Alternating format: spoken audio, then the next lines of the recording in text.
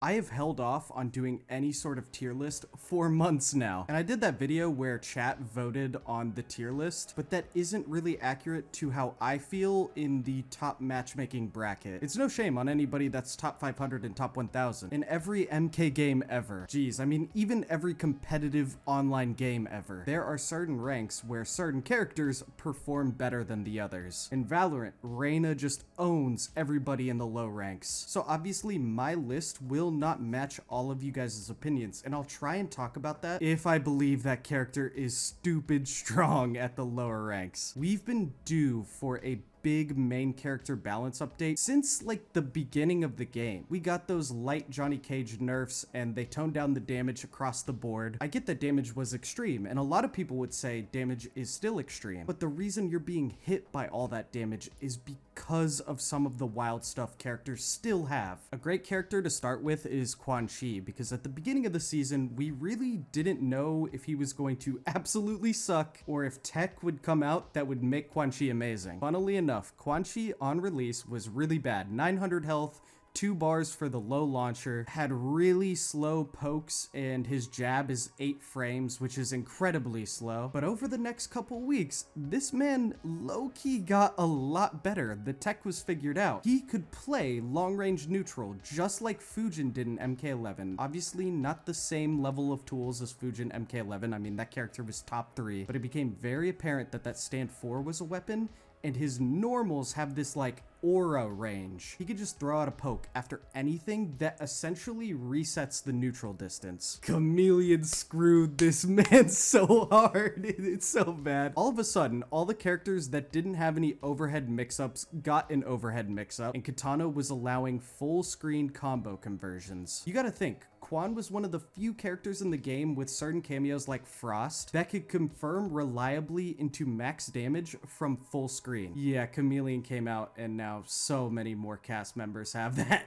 Like with Katana, it's great. I'm throwing him in C tier. I'm sorry, Quan, you're just not a hard matchup anymore with Chameleon. Omni-Man definitely got hurt by Lao. It definitely sucks for Omni-Man because the Lao nerfs were intended to go at characters like Johnny Cage, which changed the way Omni-Man players actually use this character. Omni essentially lost the Kung Lao OS options. If the opponent gets hit, you get a full combo because you could still pick up after the Lao hat lands. If it's blocked, he had great frames after Lao hat was blocked. And I think for that, I'm going to put the man at the very bottom of A tier. He still gets one of the better teleports in the game. He still gets crazy meterless damage. He still has mix-ups on Lao hat where you throw it down, you jump up, and it is a hard to block overhead into low and other things like that with his 222. All right, Havoc. Havoc is a character that was hurt fairly badly by Chameleon being introduced into the game. He played really well in that long range neutral. Like, he could really take space. If you full screened him, he's going to throw out projectiles so he can't do anything. And even as Scorpion, it's wrapping around him, so you can't just teleport cancel onto him. He had a pretty good poke similar to Reiko's where it just hit farther than most other moves in the game. Chameleon just stops him from sitting in that range in between full screen and long range neutral. He can't do it anymore. You get Jade Glow off, so those go through you. You're converting from pretty far range with Katana, and he's dealing with characters that now have an added mix-up. He does all right, but the range he can play at, he has to be way safer about it. I'm putting Havoc at the bottom-ish range of B for the most part. Natara. Natara's an interesting one, you know? I feel like she's gotta be A if you see how Sonic Fox plays her, but that's also not really fair to Natara mains because I've played her, I now have fully learned her. Like, her normals by themselves are some of the worst in the game, but Chameleon does save her a little bit. She's almost impossible to hit, and then she gets overhead low combo starters. I know the overhead isn't as good as it looks. Again, I play her now, but when she converts, she's getting like 45-46% damage, and then you cannot hit her the rest of the match. Plus, if it's a good Natara, she carries you all the way to the corner, gets the blood regen move onto the ground. I'm gonna put Natara for most players at the top of B tier. This character I think is the hardest character to master in the entire game. Mastering this character will make her A tier for sure, probably high A tier, but unless you're willing to commit it like it's a full-time job, I'm putting her in B tier. Ashura. Now, my Ashura opinions do get people upset that main Ashura. I've always said it about a lot of the top tiers. If main swapping in Kombat League was a thing, I'd have less complaints. The big overarching point though I have for her is there are a few characters that play as complete characters. A cameo is just a perk. You don't need to pick a specific one to actually win matches. Like, yeah, you probably want Serena for max damage. You want 40+% B&Bs, but you can also take Scorpion for throw combos and things like that. She is a very complete base character, and I know a lot of people that don't like the cameo system wish all characters were like Ashura. You get your mix-ups on the main character, you get plus frames on the main character, you get good damage on the main character, you get good normal range on the main character, you get different projectiles and different levels of the projectiles, you get a functioning, you know, secondary system if you're into like the complexity of the character. Ashura base character, right, has a first hitting overhead, a first hitting low, and a second hitting overhead and a second hitting low. So say you're like, oh, okay, I know what I'm really doing. I don't need the 40% plus with Serena anymore. Take a cameo with mix-ups. She can mix you up on the first hit herself, and then you're guessing between the second hit mix-ups. But I do understand, in certain matchups, opponents are gonna duck her forward 2 jab. Issue is, she just out normal ranges a lot of characters, so even if you're ducking the forward 2, right, and not getting plus frames, you can't punish it. So I'm putting her in S for right now, and then I'll order the top 5 later. Baraka. This is a big contentious opinion. You have people like Sonic Fox putting Baraka at the lowest of low tiers. 95% of players know that this character is A tier, but I feel like to be fair to everyone, I'll explain why Baraka is considered both great and not great. If you are a great player, everything Baraka does with that back 3 mid is completely punishable. So at the high ranks, Barakas burn their cameo resource instantly, because you're not even getting to the part where you cancel in the down forward 2, which is the launching special move. You literally can't use a special move as Baraka. You have to spam other moves like 2-1 and just hope for the best. At the low ranks though, this character is a menace. My brother, in fact, plays Baraka because he lost to so many Barakas that are just cheap at the low ranks. Like, if you aren't punishing as quickly as possible and don't perfectly know how to do it, the Baraka players get to cancel into the special move every single time and keep it safe with cameo into more pressure. It's nuts. Plus, on top of that, that back 3 mid into low, it still hits me. It still hits people in the top 100, and it's definitely hitting all the players like my brother that literally just their toes get absolutely obliterated. Not to mention that he has overhead low mix-ups. He gets lots of plus frames. His back 4 is plus. His stand 3 is plus. And then I think his stand 1 is plus. There's like 3 moves that are plus. It's been a while since I like really labbed Baraka. He's low tier dominant. It's why I've said in previous videos that characters that dominate the low tiers actually get nerfed first. It's why Johnny Cage was nerfed before Kenshi. So I'm going to put Baraka in A tier. Your game plan is to make Baraka use his cameo resources, and then he can't do anything. So yeah, he's definitely A tier for most ranks, but I can see why offline you put him B. I'm gonna put him A because, you know, this channel focuses on online play. Low A though, definitely low. Kenshi, yeah, Kenshi. Oh my, just stick him there right now. I don't care. Fuck that character. The only people that defend Kenshi are the Kenshi players who just talk about obvious weaknesses as if every other character in the cast isn't designed with weaknesses. Listing your weaknesses that are meant to be in a fighting game, no character should ever fill every archetype that is possible. And you have Kenshi players being like, well, what about this though? He's not that strong. Newsflash, buddy, I'm not worried about that because my character worries about 10 more things that are more basic than that. You're I'm sorry, but people playing Kenshi as the main and the only character that they've played have legitimately forgot that fighting games don't make all characters just the best at every single possible aspect of the game. Like, yes, you're listing me your 2 or 3 weaknesses that you should have, and you should have more. This character is top 1 for me. It would be more of a debate if I could switch main characters in Kombat League sets. Like, I'd just choose somebody that essentially just zones him out, because that's his big weakness. I say that Kenshi is is the weirdest and worst designed character of all time because he is either extremely fun for the person playing him while also being the worst character to fight against in the entire game by a long shot. He's not fun to play against. But then weirdly on the flip side, you'll have Kenshi's being like, yeah, I get zoned out and there's nothing I can do.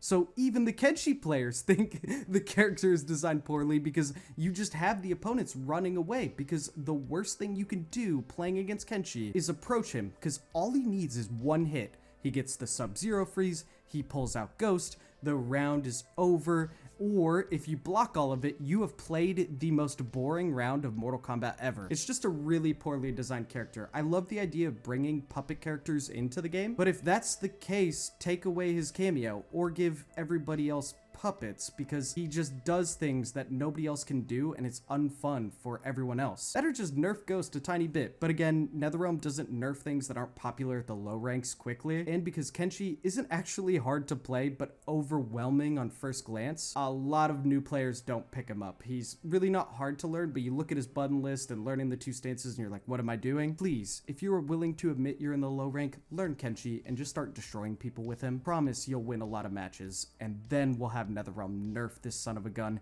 into the ground. Like, it doesn't feel good for me to say Kenshi should be nerfed because I don't really want anybody nerfed, but he's on this level that I don't know how you buff up everybody to compete with him unless you just make every other character either Johnny Cage, Raiden, or Ashra in their current states. I don't know what we do. I really don't. It's not fun to fight against. It's an awful experience, and I don't know. If this was my studio, right, we would be doing more updates than we currently are. I would take one of two courses of action. Either nerf Kenshi really hard, but plan on buffing him over the coming weeks. So we over nerf, we realize, okay, these are the parts that he actually really struggles with, and we give a buff after 2 weeks, and then we give a buff after a month, and we find that middle ground. Or just the reverse, we give a slight nerf. If in 2 weeks that really wasn't much, we give another slight nerf, and we just hit that happy medium. Problem is, we don't get enough patches, so Kenshi would just be thrown into bottom 1 if you just destroyed Ghost. Meanwhile, Raiden's gonna sit here still canceling Storm Cell after everything. And Geras is one I have flipped back and forth on for a long time. If you watched all my tier lists, you'll know I always think Geras is top 10. The Lao nerfs took Geras out of top 10 for anybody that isn't like a top 250 player with this character. The big thing at all ranks that Geras could do with the Lao hat is OS the forward, like the low hitting string or whatever. Can't do that the same way anymore, so I bet if you're in the lower ranks or you don't play this game as often, you just haven't seen a lot of Geras lately. So I'm gonna put him at the upper end of A tier because I still think at the high ranks, the setups to get hourglasses off are still crazy. He can break for cheaper than any other character in the game. This character went from being owned by Sub-Zero, like where he essentially got infinited by him as long as you use Shujinko to get the double freezes, to now with Sub-Zero's high damage B&B combos in the corner, Geras can break out of that combo and then punish Sub-Zero for it. It's awful. So he still has stuff at high level that is hard to do. Don't get me wrong. Geras is hard to play. Probably top 5 hardest in the game to learn. Like another thing, Scorpion, for example. If I even just try and throw a spear, I'm getting instant frozen and then I'm getting full comboed for it. I literally can't use any of my buttons anymore. And the problem with Scorpion is most of my things are ranged, like back 3 low. I'll give it credit though, Geras' mid is not the fastest in the game and he can flawless block his string or duck the ghost that comes in, but I still think he just thrives at most tiers, so upper level A. Li Mei, I'm putting at middle A, and I really think Li Mei suffers from, in the beta, in the stress test, like, played too much syndrome. She's inherently pretty good, gets amazing damage, can wake up armor into full combos with Scorpion cameo. Again, her B&B combos with Scorpion are doing near 50, and it's very similar to Melina in that aspect. Scorpion helps her get that mix because she's going to try and use the low starter a whole bunch on you, but she doesn't have the built-in full combo mix like Melina does. But where Melina doesn't have plus frames, Li Mei gets tons of plus frames, but where Li Mei gets tons of plus frames, she has gaps in her string, meaning to me, at my current ranks when you're watching Road to Rank 1, I think this character is at the low end of A or high end of B. But I guarantee you at most of the other ranks, like if you're ranked 2000 or below, you probably put Lee Mei in solid A because you don't know all the gaps yet, and you're not faulted for that. This character isn't picked enough for you to spend like so many hours in the training mode just learning all of her plus frame gaps. Like, that's wild to me. So she does end up with a whole bunch of plus frame strings with mix-ups, with throw combos with Scorpion or something like that, with big damage. She's pretty good. She gets a projectile, like all of that. Kung Lao, low tier dominating, but one of the worst mids in the entire game, has the most basic gameplay on the whole planet at high level. Like, obviously he's going to get his hits, but if you're in top 500 playing Kung Lao, you are working exceptionally hard. I have messaged good Kung Lao players being like, I respect the grind, because not only are you working exceptionally hard with a trash mid and with one really straightforward kind of boring game plan, if you've been doing it since release, you get trashed on by so many players because it looks very YOLO and it's annoying if you don't know how to stop it. I'm gonna put Kung Lao near the lower end of B for my tier list. He just needs a better mid. You have to one hit confirm that thing. And if you just resist the urge to press buttons on Kung Lao, like on Wake Up, you don't let him armor launch you with Goro. Or when he's dive kicking, realize that recovers instantly and he's going to go for that poke or go in for the special move punch to stop you from trying to either counter poke once you realize he's doing like a slower poke. He wants you to hit buttons. That's Kung Lao just needs you to hit something. And if you don't, he really needs you cornered where he can get the mix-ups. Sub-Zero. Sub-Zero's not very good, but I think I have like this skewed opinion because a lot of Sub-Zero mains try and tell me that Scorpion is much better than Sub when they're just both bad at different things. Sub-Zero's mid is so much better than Scorpion's mid. Every Scorpion main has said it 1,000 times. His mid is a lot better. Every Scorpion would take that mid over the current forward 3. He also gets mix-up on top of mix-up with certain cameos. Sub-Zero's big weaknesses compared to Scorpion. Scorpion still gets pretty good damage, whereas like Sub-Zero would get a 32% combo, Scorpion will get 38%. Sub is also hurt more in certain matchups than Scorpion is. Scorpion has his bad matchups, right? But Sub has more of them where he just really can't do much without risking a whole lot or spending whole bunches of meter or cameo usage. Don't get me wrong, I still think Scorpion has the worst matchup in the entire game versus Johnny Cage. But if we take out Scorpion versus Johnny Cage, Sub-Zero holds like the next 3 worst matchups, which I get why would feel awful for you because yeah, that's a lot more characters you go against where you feel really handicapped. Whereas me as a Scorpion player, I'm thinking, yeah, Johnny Cage is like top 5, so you just run into him a lot. I'll put Sub in C tier, but he'll probably go at the top of my C tier. Reptile. I feel bad for Reptile mains here. No, Reptile in the long run is maybe the most screwed over character in this entire tier list. Not because he's the worst right now, but say we had a list of characters that need buffs, right? That were genuinely going to happen. Like, yes, you'll find people wanting a buff for every single character in the roster, even all the top 5s. Reptile sits at that place right above where I think Netherrealm would actually do. Here's why. His strength is really he has jack of all trades. He has mix-ups, they're not the best. He has invisibility, he's not the best. He gets decent damage, it's not the best. He gets pretty good mix-up potential, it's not the best, and kind of mind games. And then you can't really walk past the orb so he can close distance, not the best. Reptile's strength is he has the best auto shimmy in the entire game. In online scenarios, auto shimmy is used a lot for moves that look like they are supposed to be punishable, but he actually ends up outspacing and punishing everything. So the one string you've seen 1,000 times that starts with a low into like the overhead swing with his arm, and then he can cancel to slide or cancel to run. If he just stops the string, it looks like you should be able to throw out a down 1. It looks like you should be able to throw out a down 3, one of your longer pokes. It is hard not to hit buttons in certain scenarios because your muscle memory is to hit against all the other cast members, and then when you think you finally outplayed it, like he doesn't have meter, right? So he's not gonna do the sprint into cancel or whatever to keep himself safe because you've been blocking, he ends up hitting you. So a lot of people will ask me like, what do you do about Reptile? He opens me up with this like kind of backdash, and it's like, it's not even a backdash. There are characters I'll talk about with an insane backdash. It's literally the way the move recovers. And the problem is for you Reptile mains, that owns lower level players. Bruh, asking how to combat good reptiles is one of the most asked questions I have, and I look at reptile mains at the high levels being like, your character's never getting buffed. So reptile for me will be an upper B tier. Liu Kang. Liu Kang is good. Liu Kang is matchup dependent though. If you're Scorpion main, yeah, you don't love Liu Kang, but you don't hate Liu Kang. He's top 10 for sure, and I think I would put him towards the bottom of S. Having the best throw combo in the game, having the quickest jab in the game, having two really good mids. I know at the low ranks, a lot of Liu Kangs are like, oh, his mid's not that good. Stop using the launching string mid. That's not the way you play him. Make sure you learn the way you go into other combo routes with your cameos. Because I do know Liu Kang, without using that launching combo when you first pick him up, is actually pretty hard to get big damage in the mid screen, but I promise you it's possible. He just fits in really well with the current meta that you can't swap main characters. Like, if everyone could swap, I don't think he'd be as high. I'll put it this way, out of the top 10 characters, he fits into top 10, but he's probably the closest to honest of any of them. Yeah, Raiden's S tier. Raiden plays like Cetrion and MK11, and yeah, that's annoying, but he's not my main beef in the game. Raiden just kind of escaped because Cyrax got nerfed, which I think the developers thought would kill Raiden. Still very good, cancels into Storm Cell every time, kind of like Cetrion canceled into Tornado or the Hiya! Once Raiden has the life lead, if you're not a character like Scorpion that can teleport cancel up to him, he's just going to start using things like Kano or the Jax cameo to keep Superman diving full screen away from you, and he becomes almost impossible to finish, plus he has a teleport,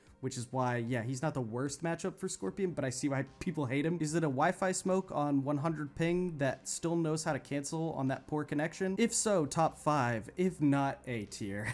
Like, in a sense, I appreciate the backseating of people being like, yeah, the cancel is fake, you can interrupt it. On 100 millisecond ping versus a Wi-Fi smoke player, that window has essentially shut, because if I don't hit block, I'm eating 40% damage. His strengths are clearly online dependent, but we have had people like Big Daddy G just really do well with this character. His big weakness is against characters that can keep him out, and so I don't really have that luxury as Scorpion, but I bet if you're a smoke player where you're just trying to YOLO your moves to get across screen or trying to, like, you know, full-blown cancel across the map, I get it. We're trying to YOLO teleport, because again, he is the MK11 Scorpion. I think for his archetype, he's perfectly balanced, because nobody would play this game if a YOLO mix-up character that can go invisible became top tier for all the other moves. Rain is one of the few remaining characters that I think is a really hot topic of debate. As a Scorpion main, Rain is not that great against me. He can't comfortably set up the water shield around him and start using zoning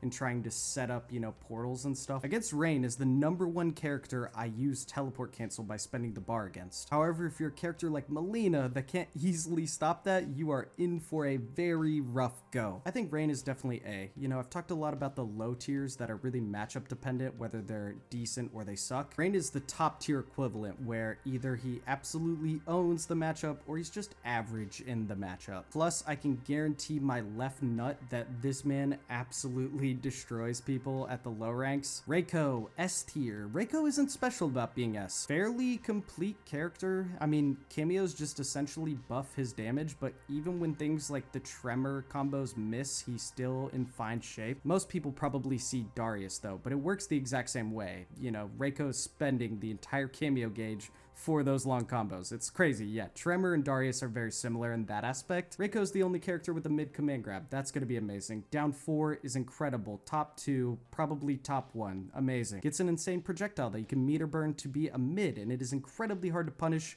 because there's like a wave of the ninja stars. Gets the low kick where he like kicks his shin out at you that goes way farther than you think, similar to Quan Chi, where it's not the hitbox of the foot that hits you, it's the energy field that comes out from the bottom, so it's really deceptive. Sindel, S tier, top 5, feels like Kenshi. When she finally lands a hit, she just kind of steamrolls if the opponent knows what they're doing for the one frame mix-ups. But yeah, she has like everything else as well, you know, projectiles, mix-ups, all that kind of stuff, and then insane pressure when she lands, similar to Kenshi. Tanya. I'm a Tanya hater, but that's because I think she can just backdash on me too much. Tanya is the queen of backdashing in certain matchups, but she can't do that in every matchup. She also wrecks Scorpion because Scorpion can no longer throw spear or use back 3 or use the low flames. Her normal range reaches farther, so she could just play at this distance where Scorpion can't do anything. If I hit a button, it's just going to whiff, and she'll whiff punish me. If I go for my longer range moves, she does the drill kick and full combos me. She's really good. She's S for sure. In fact, of the top 10 players on Xbox, Tanya is the most popular character in that because, again, she owns people online and can really play this skillful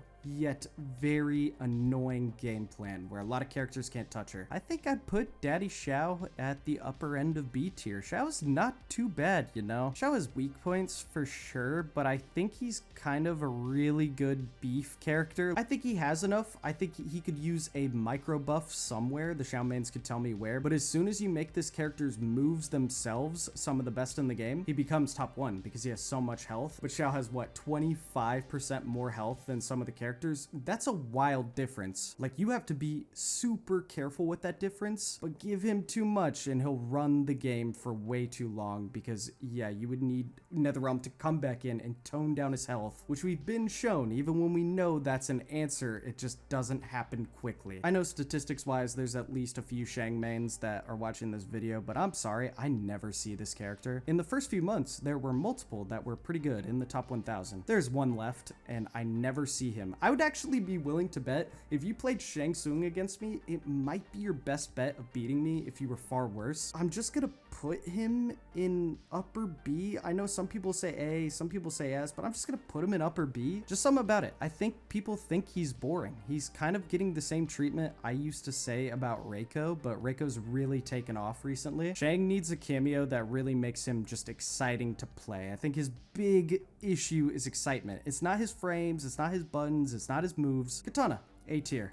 She can outrange Scorpion's normals, which is pretty cool actually. Her sweep is absolutely nuts. That fan range is wild. And then obviously when she gets you cornered with the trap setup, it's really cool. Of the 2 top 1 players on Xbox that trade places, one's a Tanya, one's a Katana. I think it took me playing the best Katana players to really see the vision. Not calling the majority of Katana players bad, but you really need to be on point. It's another character that, similar to Natara, if you're just playing at an average level, the character won't feel all that strong. You really have to be big brain and like think about your plays. Melina's C tier. It has to be done. It's kind of disgusting. You can go a whole set with Melina or even against Melina where she never uses her mid because it's really that bad. She's forced into Scorpion essentially. She can use other cameos because you can use the upward teleport to still get combos, but you want it for mix-ups. But on any good connection, the Scorpion overhead is too slow and you see all the mix-ups coming. Wow, Diff agrees with Sonic Fox's low placement of Melina. Who would have guessed? This is like my first agreeing thing, but it's true. She has no safe special moves, but you need Scorpion for all that damage that makes her dangerous at all the low ranks. You're probably watching this like Melina spends 1 bar and gets 50% on me. Very true, but she can't stagger you to get there.